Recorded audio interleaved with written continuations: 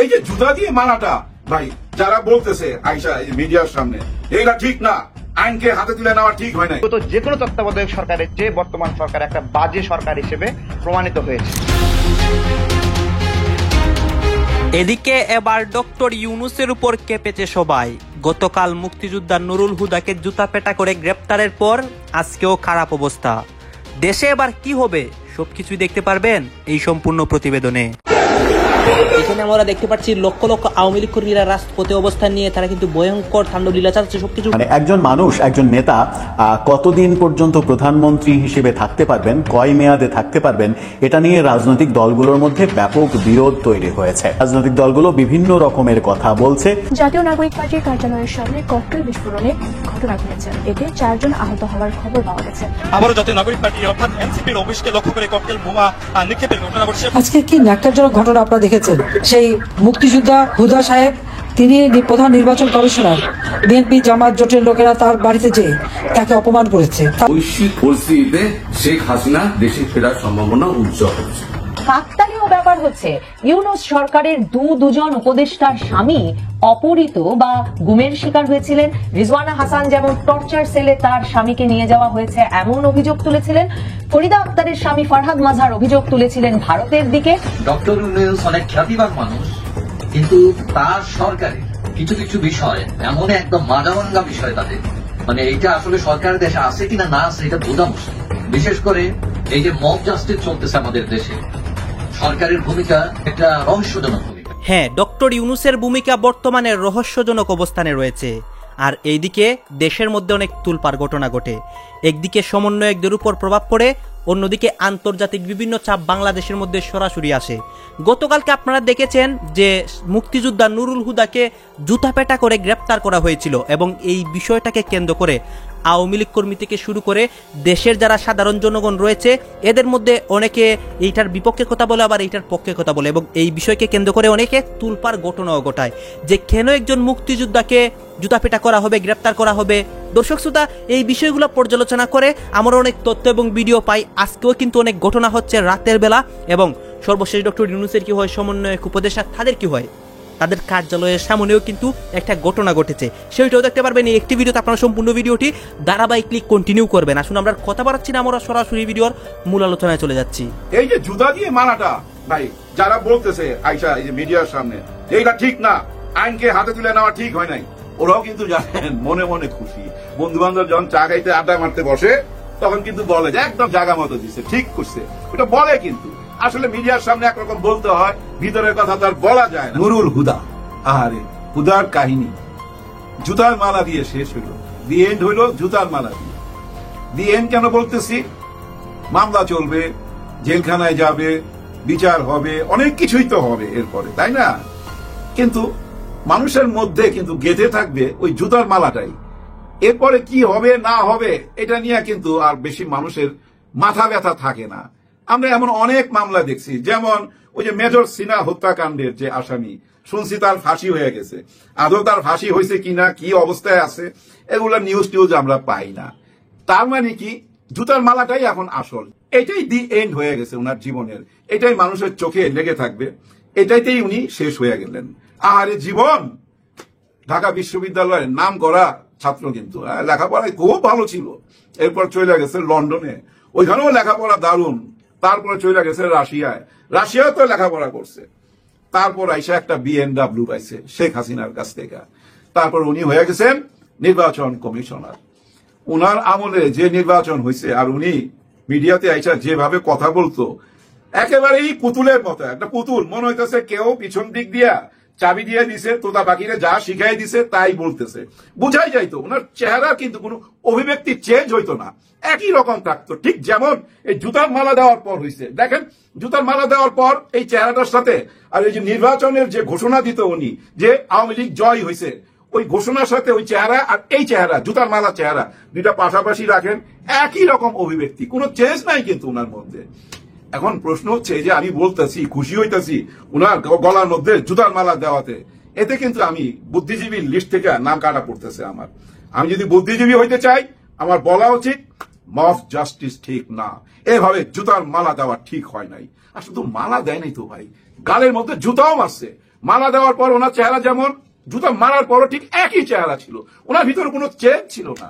আর লুঙ্গি পরা আর একটা T shirt পরা ছিল, না গেঞ্জি বোধহয় গেঞ্জি ছিল, আবার একটু হলদি টলদি লাগা ছিল মনে হয়, হলদি নাকি নোংরা অন্য কিছু, হলুদ তো অনেক কিছুই থাকে বুঝছেন না, কিন্তু প্যান্ট শার্ট পরেও তো বাইরে যেতে পারতো নাকি ওই সময় পায় নাই, বুঝলাম না ব্যাপারটা। ওইভাবে আসলে ওনার বোধ শক্তি ছিল না, কারণ গত 9-10 মাস উনি মিডিয়াতে যা কিছু দেখে আসতেছিল, উনি বুঝা নিছে যে আমার উপরে আসতে পারে, এই মিসাইল আমার উপরে মারতে পারে ইরান থেকে, এটা বুঝা নিছে উনি।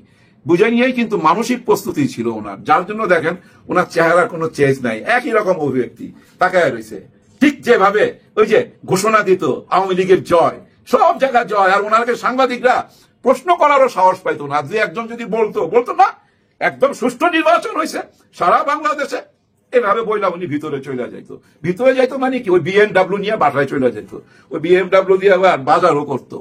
ভাই আপনি এত উচ্চ শিক্ষিত একটা মানুষ, বলতে তো পারতেন যে আপা এই কাজটা আমার না, আমি পারুম না, কারণ আপনি তো জানেন আপনাকে দিয়ে কি করানো হবে, আপনার অ্যাকাউন্টে তো টাকা পয়সা গিয়েছে তাই না, বিদেশে বাড়ি ঘর আছে কিনা এখন সব বের হবে।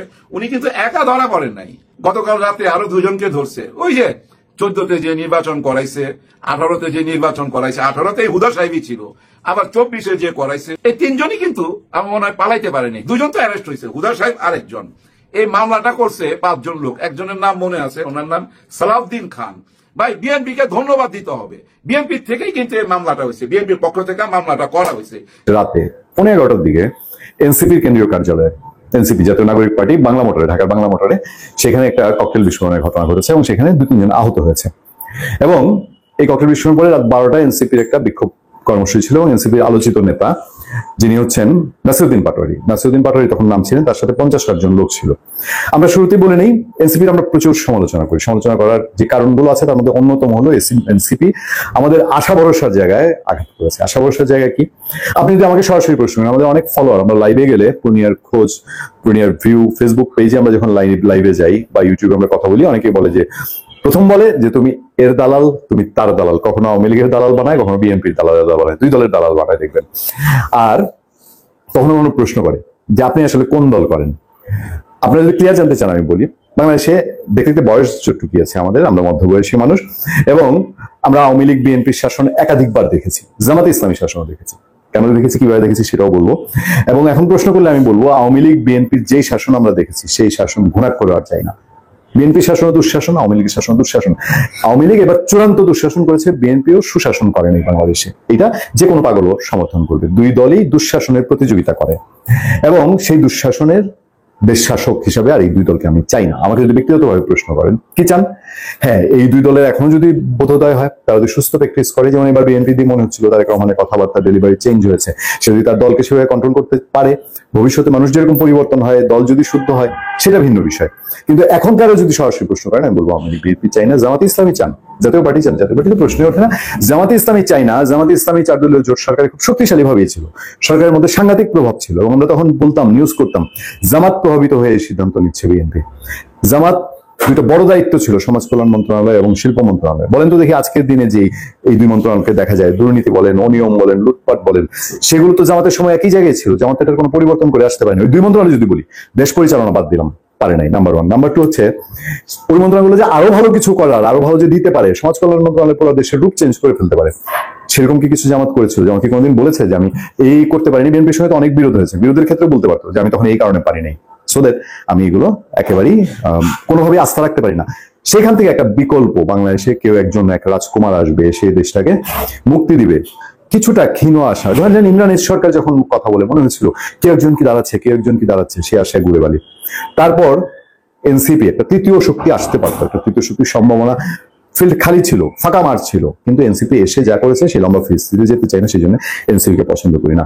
এনসিপির এখন ক্ষমতায়, এনসিপি দেশ চালাচ্ছে, অনেকে মনে করে তারা সরকারি দল, কিংস পার্টি বলে, আমি বলি যে তারাই তো সরকার চালাচ্ছে, তাদের সমস্ত কিছুই প্রভাবিত সরকার। সেই দলের এই যে ককটেল বিস্ফোরণ হলো, ওই দলটার এর আগেও এখানে গন্ডগোল হয়েছে, এই এনসিপি কেন্দ্রীয় কার্যালয়ের সামনে গন্ডগোল হয়েছে। আমরা বলি যে আমরা এটার কোনোভাবে পক্ষপাতী না, এনসিপির তীব্র সমালোচনা করছি, আবারও বলছি তাদের কর্মকাণ্ড, তাদের নেতাদের কর্মকাণ্ডের প্রতি পদে পদে সমালোচনা করছি, সমালোচনার সুরে, সমালোচনার ভাষায় এবং যৌক্তিকতার মধ্যে থেকে যতটুকু নিজের সচেতন জ্ঞানে ধরে। কিন্তু এই দল তার নিজের কার্যালয়ে সুরক্ষা করতে পারছে না ক্ষমতায় থেকে, এবং অল্প বিস্তরের মধ্যে তাদের মধ্যে নিজেদের মধ্যে গন্ডগোল হয়। এনসিপি মাঝে বলেছে বিএনপি 50 থেকে 100 আসন পাবে, মানে বিএনপি একটা খোঁচা দিয়েছে। আর আওয়ামী লীগ তো তার আওয়ামী লীগের যদি কর্মী সমর্থক তারা বলে ফেসিবাদের দোসর দেশে আছে, অস্বস্তি করতে চায়, তারা তো করবেই। এখন এই ককটেল ফোটানোটা আওয়ামী লীগের পুরনো কালচারে আছে, বিএনপির পুরনো কালচার আছে, বাংলাদেশের যে বিরোধী দল থাকে তার মধ্যে আছে। আমরা যদি সরকারি দল এনসিপি বলে আবার নিজেরাও করে, কিন্তু নিজেরাও অন্যের উপর দোষ চাপানোর জন্য করে। অত শুদ্ধ জায়গায় বাংলাদেশের এনসিপি সহ কোনো রাজনৈতিক দলই যায় নাই। ডক্টর ইউনূস অনেক খ্যাতিবান মানুষ, কিন্তু তার সরকারের কিছু কিছু বিষয় এমন একদম মাঝামাঙ্গা বিষয় তাদের, মানে এইটা আসলে সরকার দেশে আছে কিনা না আছে এটা বোঝা মুশকিল। বিশেষ করে এই যে মব জাস্টিস চলতেছে আমাদের দেশে, সরকারের ভূমিকা মানে একটা রহস্যজনক ভূমিকা সরকারের। এখন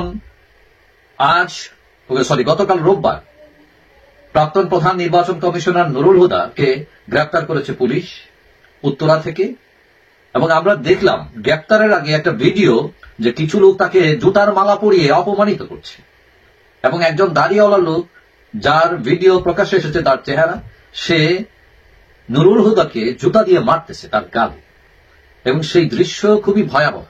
একটা শিশু যদি দেখে এটা, সে প্রশ্ন করতে পারে যে কেন মারছে, মানে কি অবস্থা। এই যে নিজ হাতে আইন তুলে নেওয়া সরকার, এটা কিন্তু আজকে প্রথম না। এই ডক্টর ইউনূস সরকার ক্ষমতায় আসার পর অসংখ্য ঘটনা ঘটতেছে, সরকার কোনো ব্যবস্থাই নিচ্ছে না। এখন ধরলাম নুরুল হুদা তিনি অপরাধী, তো অপরাধী বলে আপনাকে কে ক্ষমতা দিয়েছে আপনি পাবলিক তাকে জুতা পেটা করার, জুতা মালা পরিয়ে অপমান করার অধিকার? আপনাদের তো রাষ্ট্র দেয় নাই। রাষ্ট্রের যে সংবিধান কি করে? সংবিধান অনুযায়ী কাউকে অপমান করা, কারো বিরুদ্ধে অন্যায় আচরণ করা এটা অপরাধ। কেউ যদি আইন বিরোধী কর্মকাণ্ডে লিপ্ত হয়, রাষ্ট্রের দায়িত্ব তাকে আইনের আওতায় আনা। কিন্তু রাষ্ট্র কি তাদের আইনের আওতায় এনেছে, নাকি মব জাস্টিসকে উৎসাহ দিচ্ছে তারা? এখন আমরা এর আগে দেখেছি আওয়ামী লীগের অনেককেই অপরাধ করেছেন, কিন্তু তাই বলে আপনি এইটার ভান করে 32 নাম্বার পুড়িয়ে দিবেন, আওয়ামী লীগ নেতা কর্মীদের বাড়িতে আগুন দিবেন, লুটপাট করবেন, তাদেরকে মারধর করবেন, এবং রাষ্ট্র নির্বিকার ভাবে চেয়ে থাকবে, তাদেরকে গ্রেফতার করবে না, আইনের কাঠগড়ায় দাঁড় করাবে না। এবং এটা ছাড়া আমরা দেখেছি আদালত পাড়ায় প্রকাশ্যে পুলিশের সামনে মারধর করা হয়েছে, এবং সরকার তাদের কয়জনকে গ্রেফতার করেছেন আমাকে বলে, কয়জনকে বিচারের আওতায় আনা হয়েছে। এখন সরকার 2 দিন পরে পরে খালি বলে যে মব আর সহ্য করা হবে না, কিন্তু মব তো সে সহ্য করে চলছে। কোথায় সরকার, কোথায় আইন, কোথায় ধরপাকড়, কোথায় পুলিশ? এটা কি সভ্য সমাজ কিনা? ডক্টর ইউনূসের এই যে সরকারের ভূমিকা, এটা মানুষকে সন্দিহান করে তুলছে আসলে তারা কি চাচ্ছে। এবং সরকার এই যে 10 মাস যাবৎ এই যে মব চলছে, মবের বিরুদ্ধে ব্যবস্থা নেয় না বলেই এগুলো প্রতিনিয়তই ঘটছে, একটার পর আরেকটা ঘটছে। তারা ঘটাতে সাহস পাচ্ছে কিছু উচ্ছৃঙ্খল মানুষ, এবং সরকার নির্বিকার থেকে সন্দেহের জন্ম দিচ্ছে। এখন উচিত এই যে সিভিল সোসাইটি এইসব বিষয়কে নিন্দা জানানো, প্রতিহত করা। এখন আমরা এই যে গতকালকের ভিডিওতে দেখলাম যে প্রাক্তন প্রধান নির্বাচন কমিশনার নুরুল হুদাকে যারা অপমান করেছেন, তারা পুলিশ যখন তাদেরকে গাড়িতে তুলে নিয়ে যাচ্ছে নুরুল হুদাকে, তখন দেখলাম একদল লোক বিএনপির পক্ষে স্লোগান দিচ্ছে, খালেদা জিয়ার পক্ষে স্লোগান দিচ্ছে। তার মানে এটা প্রমাণ হচ্ছে তারা বিএনপির লোক। এখন আমরা দেখি বিএনপিও তাদের বিরুদ্ধে কি ব্যবস্থা নেয়, কিন্তু কারণ বিএনপিরও দায়িত্ব আছে, এবং এই ভিডিও অ্যানালাইসিস করলে সবার চেহারা চলে আসবে কারা কোন ইউনিটের নেতা কর্মী। এখন এই মবকে যারা ওয়েলকাম করছেন, সরকার অথবা সরকার পক্ষের লোক, তাদের জানা উচিত যে তারা আজকে এই যদি এইসব অপরাধীদেরকে যদি আশকারা দেন, বিএনপির ঘাঁটিতে এবার থাবা দিবেন জামাত। এই নামে হেডলাইন করছে বিভিন্ন মিডিয়াতে, এবং বড় বড় মিডিয়াতে যে মিডিয়াগুলা সাধারণত জামাতকে নিয়ে এত হেডলাইন করেন না, কিন্তু আজকে কয়েকদিন যাবত দেখতে পাচ্ছি যে বিভিন্ন জায়গায় জামাত নিয়ে একটি গুঞ্জন চলছে যে আগামী নির্বাচনে জামাতই কি বিজয়ী হবে নাকি আগামী নির্বাচন জামাত সরকার গঠন করবে, এই নিয়ে চলছে আলোচনা। স্পেশালি বিএনপির ঘাঁটি যেগুলাতে ছিল আগে সেই জায়গাগুলাতে নাকি এবার জামাত খুবই হাড্ডাহাড্ডি লড়াই করবে বলে অনেকে মনে করছেন। আর জাতীয় পার্টির ঘাঁটি নামক পরিচিত বৃহত্তম রংপুরে প্রায় 35টি আসনে দাবিয়ে বেড়াচ্ছে জামাত প্রার্থীরা। সেখানে জাতীয় পার্টির ওই জায়গাগুলা দখলে নেওয়ার জন্য জামাত নাকি সর্বোচ্চ চেষ্টা করে যাচ্ছেন। এখানে জামাতের আমির ডাক্তার শফিকুর রহমান যাবেন আগামী 4 জুলাই, সেখানে একটি বৃহত্তম মহাসমাবেশ হবে রংপুরে। আর সেই রংপুরে প্রার্থী হতে যাচ্ছে 14 বছর যিনি কারাগারে ছিলেন জামাতের কেন্দ্রীয় নেতা এটিএম আজহারুল ইসলাম, উনাকে রংপুর থেকে প্রার্থী দেওয়া হয়েছে। তাই রংপুরে বিভিন্ন জায়গা থেকে শোনা যাচ্ছে যে রংপুরের মাঝে জাতীয় পার্টির অস্তিত্ব যেহেতু বিলীন, এখন সেখানে বিএনপির তেমন কোনো প্রভাব বা তেমন কোনো সিট আগেও ছিল না, সেই কারণে জামাতই আশা করছে মেজরিটি আসন রংপুর বিভাগ থেকে পাবে। প্রিয় দর্শক, বরিশালের দিকে আমরা যতটুকু জানি বিএনপি শক্তিশালী অবস্থায় আছে। চট্টগ্রাম, কক্সেস বাজার, কুমিল্লা সহ বিভিন্ন জায়গায় জামাত কিছু কিছু আসন দখল করবে বলে অনেকেই মনে করছে। সিলেটেও বেশ কয়েকটি আসন নিয়ে আলোচনা আছে, সেই আসনগুলা বিএনপির পাশাপাশি হাড্ডাহাড্ডি লড়াই করবে জামাত এবং সেখান থেকেও বেশ কিছু আসন পেতে পারেন জামাত। আর উত্তরবঙ্গ রাজশাহী বিভাগ নিয়ে কথা আসছে, রাজশাহী বিভাগ নাকি এখন 50-50 জামাত এবং বিএনপি। জামাতের একক প্রার্থী আর বিএনপির আছে একাধিক প্রার্থী, সেই কারণে জামাতের প্রার্থীদের পুয়া ভারত হতে পারে এবারে নির্বাচনে। বিএনপির ভিতরে কোন্দলের কারণে অনেক বিএনপি নেতারা হতে পারে স্বতন্ত্র প্রার্থী। এক একটি আসনে বিএনপির আছে 3 থেকে 10 জন পর্যন্ত প্রার্থী। সারা বাংলাদেশের 300 আসনে বিএনপির আছে 1000-ও বেশি প্রার্থী। সেই কারণে বিএনপির জন্য কঠিন হবে কাকে প্রার্থী দিবে আর কাকে বাদ দিবে। কেন্দ্রীয় বহু নেতারা বিভিন্ন বদনামে ছড়িয়ে পড়েছেন। আওয়ামী লীগের অর্থ কুড়ি নিয়ে তারা নিজেদের ব্যবসা বাণিজ্যের রমরমা অবস্থায় আছেন 5ই আগস্টের পর থেকে। সেই কারণে অনেক কেন্দ্রীয় নেতারা বরাডুবি হবে তাদেরকে প্রার্থী দিলে বিএনপি। এখন কেন্দ্রীয় নেতাদেরকে বাদ দিয়ে কাকে প্রার্থী দিবে সেই জায়গায় কেন্দ্রীয় নেতার ছেলেকে না ওয়াইফকে, এতেও বরাডুবি হবে। কারণ বাপ চুরি করেছে আর ছেলে কি করবে সেটা জনগণকে আর বোঝাতে পারবে না বিএনপি। এখন জামাতের সাথে যদি এনসিপি চলে আসে তাহলে নাকি এখানে বিএনপির জন্য 100-র বেশি আসন পাওয়া কঠিন হবে বিশ্লেষকরা মনে করছেন। বিভিন্ন বিশ্লেষণ এবং বিভিন্ন টিভি, বিভিন্ন পত্র পত্রিকার নিউজগুলা নিয়ে আজকে আমি কথা বলছি। প্রিয় দর্শক, এর আগে আমি বারবারই কথা বলতাম যে বিএনপি সরকার গঠন করবে, জামাত হবে 100+ আসন নিয়ে বিরোধী দলীয় নেতা। কিন্তু আজকে আমি দেখতে পেলাম যে যতগুলা খবর গত 2-3 দিন যাবত আমি দেখতেছি, 3 দিন যাবত দেখার পরে আজকে আমি ভাবলাম এই বিষয় নিয়ে আমি কিছু কথা বলি। এবং আপনারা যারা আমাদের প্রিয় দর্শক আছেন আপনারা কিন্তু মন্তব্য করে লিখবেন যে রিয়েলিটিটা আসলে কতটুকু আর কতটুকু নিউজগুলা সঠিক বলে আপনারা মনে করেন। ইশাক ভাইয়ের কাছে আমার আহ্বান, আপনি আমার দেশ পত্রিকাকে ফালতু বলছেন, আপনার কাছে আহ্বান যে বাংলাদেশের ফালতু না এরকম একটি আপনার প্রিয় পত্রিকার নামটি জাতির কাছে জানিয়ে দিন। প্রিয় ভাই, আপনি আমার দেশকে ফালতু বলতে গিয়ে নিজে ফালতুতে রূপান্তরিত হচ্ছেন। আপনি ডক্টর মাহমুদুর রহমানকে ফালতু বানাতে গিয়ে ইশাক হোসেন আপনি ফালতু হয়ে যাচ্ছেন। আপনি কাকে মৌলবাদ শিখাচ্ছেন? মৌলবাদের ধারণাটা আপনার কাছে কি আছে? নতুন রাজনীতিবিদদেরকে দেশপ্রেমিক বানাচ্ছে আমার দেশ। ভারত আমাদের এই দেশটাকে ধ্বংস করছে, আধিপত্যবাদের বিরুদ্ধে কথা বলছে আমার দেশ। ইশাক সাহেব, আপনি চোখের সামনে এভাবে ঝরে যাবেন এটা আমি কামনা করি নাই। আমি আপনাকে ভালোবাসি বিধায় আপনাকে ভুল ধরিয়ে দিচ্ছি। যারা আপনার সামনে গিয়ে স্লোগান দিয়ে দিয়ে বিতর্কিত করছে তারা ভুল করছে। আপনি তো দেশপ্রেমিক হলে আমার দেশের সাথে আপনার সম্পর্ক থাকা উচিত। আপনার তো আমার দেশ পত্রিকা উদ্বোধনের দিনে যাওয়া উচিত ছিল। আপনার কি গিয়েছেন? কেউ গিয়েছেন কিনা? বিশেষ করে আপনি ঢাকাতে থাকেন, আপনি গিয়েছেন, বহু সভা সমাবেশে যাচ্ছেন, বহু দালালদের সাথে ছবি তুলছেন। আমার দেশের মাহমুদুর রহমানের সাথে একটি ছবি তোলার দুঃসাহস হয়নি, কারণ এই ছবিটা আপনার তোলার মতো সেই বর্তমানে হিম্মত নেই। ভেবেছেন আপনি কার বিরুদ্ধে কলম ধরেছেন? ভেবেছেন আপনি কোথায় লেখালেখি করছেন? আপনি ধ্বংস হওয়ার জন্য নিজেকে এই পথে নিয়ে যাচ্ছেন। আপনার এই অনৈতিক আন্দোলনকে জনগণ কোনোদিন মেনে নেয়নি, নেবে না। আপনার নৈতিক আন্দোলনের প্রতি জনগণের সমর্থন ছিল এবং থাকবে। যে মানুষ প্রায় 56,000 মানুষ আপনার এখানে লাইক, কমেন্টস, আপনার কি বলে রিয়াক্ট দিয়েছে, তার মধ্যে হাহা দিয়েছে 40,000 মানুষ। 40,000 মানুষ আপনার এটা ব্যথিত হয়েছে, হাহা দিয়েছে। তারপরে আপনি নিশ্চিত হলেন যে এখন আপনার এই লেখাটাকে পছন্দ করেছে, করে নাই। আমার দেশ পত্রিকাকে একটি ফালতু পত্রিকা হিসেবে আখ্যায়িত করেছেন ইশরাক হোসেন। জনগণের এখন প্রশ্ন, ইশরাক হোসেন ফালতু না আমার দেশ পত্রিকা ফালতু?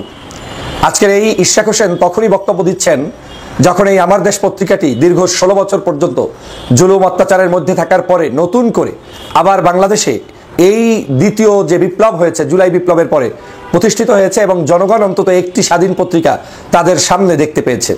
সেই সময় আমার দেশ পত্রিকাটি হয়ে গিয়েছে ইশরাক হোসেনের কাছে অত্যন্ত ফালতু একটি পত্রিকা, আর অন্য সকল বিতর্কিত পত্রপত্রিকা হয়ে গিয়েছে ইশরাক হোসেনের কাছে খুব পছন্দের পত্রিকা।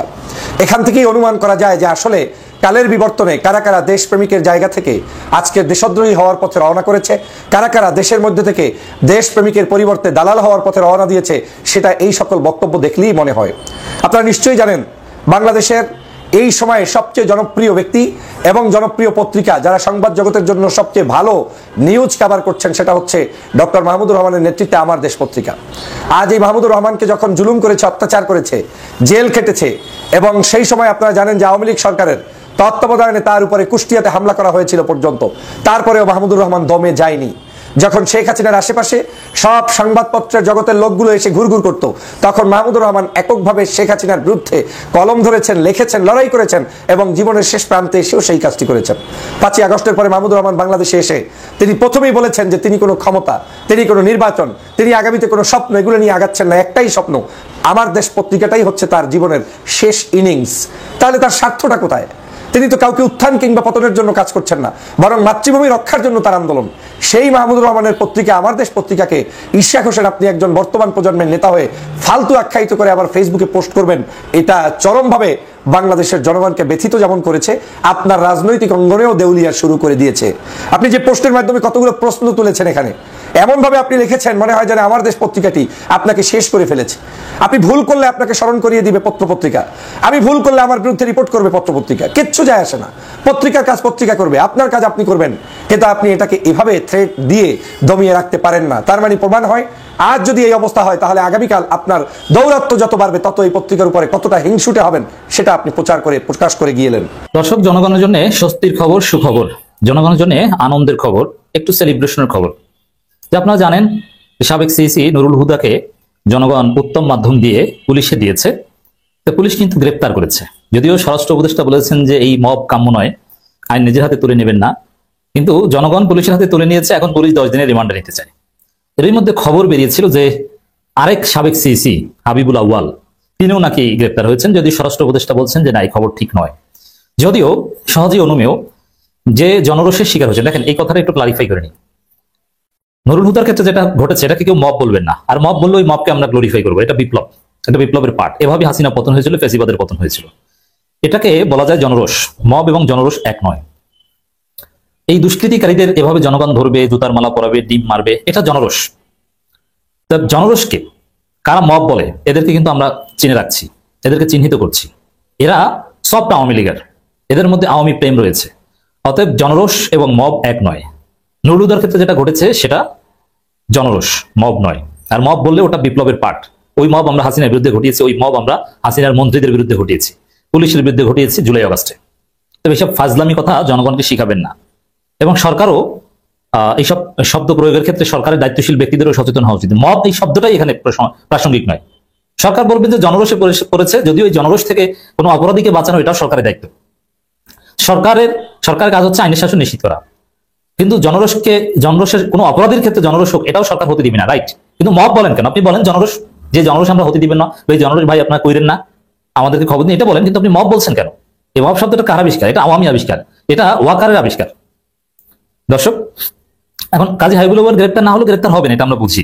আর হাবিবুল আউয়াল অন্যান্য যারা আছে প্রায় সিইসি সহ সাবেক প্রায় কমপক্ষে 12 জন, কয়েকজন মারা গেছেন এবং দেশ ছেড়েছেন, তা বাদে এদেরকে জনগণ খুঁজছে।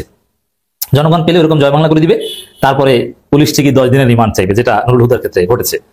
আরেকটা খবর যে ইসলামী ব্যাংকের সাবেক এমডি মনিরুল মাওলাকে গ্রেপ্তার করা হয়েছে। এই ঘটনাগুলো রাজনীতিতে তাৎপর্যপূর্ণ এবং জনগণের জন্য স্বস্তির খবর। মনিরুল মাওলা ভয়ঙ্কর অপরাধী। এই মনিরুল মাওলা এমডি থাকা অবস্থায় শত শত কোটি টাকা, হাজার কোটি টাকা ইসলামী ব্যাংক থেকে তসরুপ হয়েছে, ইসলামী ব্যাংকটাকে ধ্বংস করে দিয়েছেন। এখন অনেকে বলবেন যে এই মনিরুল মাওলা কে, একটু দেখেন কি সুন্দর চেহারা, পিওর জামাতি চেহারা। এবং মনিরুল মাওলা কথায় কথায় কোরআন হাদিসের উদ্ধৃতি দিয়ে কথা বলতেন, এবং একটা সময় পর্যন্ত জামাতের আলেম ওলামারাও দেখেছি মনিরুল মাওলার দাওয়াতে যেতেন। এবং তিনি একসময় জামাতের লোক ছিলেন। এই মনিরুল মাওলা জামাত পরেই তিনি কোরআন হাদিস শিখেছেন, জামাত ইসলামী করে। সেই মনিরুল মাওলাকে সিস্টেমে সরকার বা তৎকালীন আওয়ামী লীগ সালম নাবিল গ্রুপেরা ম্যানেজ করে। আপনারা তো দেখলেন এখানে কি কথা হচ্ছে, অনেকেই কিন্তু অনেক কথা বলতেছে, অনেকে আলোচনা করতেছে, অনেকে সমালোচনা করতেছে দেশের বিভিন্ন অবস্থা এবং পরিস্থিতি নিয়ে সবাই সবার মন্তব্য প্রকাশ করতেছে এবং তাদের মন্তব্যগুলো দেখে আমরা অনেক কিছু বুঝতে পারি যে দেশের মধ্যে বর্তমানে কি হচ্ছে এবং পরিস্থিতি ঠিক কোন দিকে যাচ্ছে। দর্শক শ্রোতা, এখানে কিন্তু বিশেষ করে দেশের বর্তমান অবস্থা, ডক্টর ইউনূসের বিষয়ে, সমন্বয়কদের বিরুদ্ধে বা পক্ষে, দর্শক শ্রোতা এই বিষয়গুলোর সাথে আপনারা একমত পোষণ করেন নাকি দ্বিমত পোষণ করেন, আপনাদের মন্তব্য অবশ্যই আপনারা কমেন্ট বক্সে লিখে যাবেন। আর হ্যাঁ, তখন আপনাদেরকে আমরা যা কিছু দেখিয়েছি সব কিছু আমরা সোশ্যাল মিডিয়া থেকে সংগ্রহ করেছি, এখানে আমাদের নিজস্ব কোনো মন্তব্য নেই বা নিজস্ব কোনো সিদ্ধান্ত নেই। সর্বশেষে আপনাদের কাছে আমাদের রিকোয়েস্ট থাকবে, আপনারা আমাদের চ্যানেলে নতুন দর্শক হয়ে থাকলে চ্যানেলটি সাবস্ক্রাইব করবেন এবং পাশে থাকা বেল বাটনটি বাজাবেন যাতে করে নেক্সট ভিডিওটা সবার আগে আপনাদের কাছে পৌঁছায়। ধন্যবাদ।